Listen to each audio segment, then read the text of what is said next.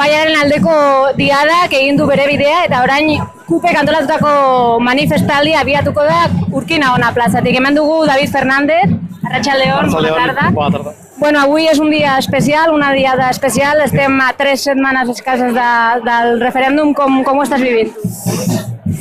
Bueno, jo crec que com tothom, no? Amb determinació, amb coratge i òbviament amb moltíssima il·lusió. El dia que toca sortir al carrer sempre és un dia que desborda els carrers per fora i desborda qualsevol per dins. I és un dia també fins i tot de reflexió i de silenci i de reafirmar-se, d'autodeterminar-se un cop més en quin és el motiu perquè estem aquí. Avui és veritat que després de les darreres 40 dies de l'esquerra independentista, molt diferent, perquè fa 4 dies que el Parlament de Catalunya acaba de convocar un referèndum d'autodeterminació, la llei de referèndum i la llei de transitorietat jurídica cap a la República. Per tant, 86 anys després de la República, que no van poder ser, aquest poble torna a dir que vol ser una república, no? I això no és poca cosa des de la perspectiva dels que ens han precedit en les lluites per la llibertat, les catalanes i les universals, i el que ens queda encara de camí, perquè queda encara molt camí.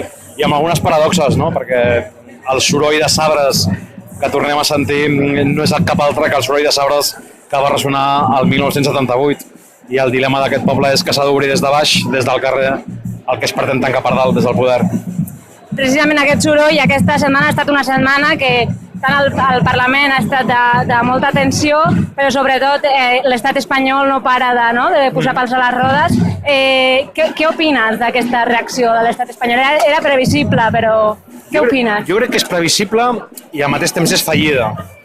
I això no significa que no vingui, jo crec que a partir de demà, una ofensiva repressiva que mai hem conegut, no? Ja veurem en quin grau, en quina intensitat i en quina dimensió. És una estratègia coneguda perquè és la de la por, és a dir, la mateixa que el 1978. El 1978, des de la por, del soroll de sabres, dels cops militars, es va violentar i es va alterar la voluntat popular i avui és el mateix. I quan un estat l'únic que té és la por que ja ha perdut i un dels problemes metafòrics és que aquests 20 dies viurem un conflicte entre tot un estat i l'àmplia majoria d'una societat, el 80%, que vol urnes i que vol decidir lliurement el seu futur. I l'altra fallida perquè el mambo és una contradansa africana que neix contra l'esclavitud i que neix del desig de llibertat. I jo crec que precisament en un món que a més justament es dirimeix entre la por i l'esperança, no? Entre la seguretat o la capacitat de transformació de la realitat per part dels homes i les dones, doncs crec que aquest poble decididament ha apostat per la segona, pels anhels de llibertat i per construir un món que és tant com construir un país millor. Per tant, veurem el búnquer i veurem la doctrina del xoc. I és que l'Estat ja ha perdut perquè només pot guanyar per vies repressives i autoritàries. Perquè si ens situa en condicions normals, ordinàries i democràtiques, sap que aquest poble aposta per recuperar la pròpia sobirania. Tu tens bona relació amb el País Basc.